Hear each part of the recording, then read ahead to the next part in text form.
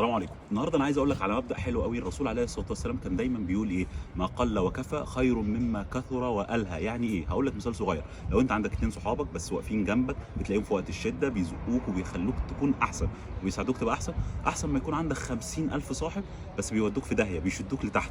فاوعى تفرح بالكتره، خليك دايما قايس الموضوع ده في حياتك كلها. ما قل وكفى خير مما كثر والهى. افتكر الكلام ده كويس وما تنساش تصلي على الرسول عليه الصلاه والسلام. والسلام عليكم. السلام عليكم. هقول لك على حاجه وخلي بالك معايا جدا جدا جدا عشان هتفرق معاك. السفينه كلنا عارفين ان المايه محوطاها من كل ناحيه وما بتغرقش الا في حاله ان المايه دخلت جوه السفينه، ساعتها هتغرق. واحنا كبني ادمين زي السفينه، طول ما انت سايب كلام الناس، الاحباط، القرف ده كله براك، ما سمحتلوش انه يخش جواك، طول ما انت هتفضل تمام. امتى تغرق بقى وامتى تضيع؟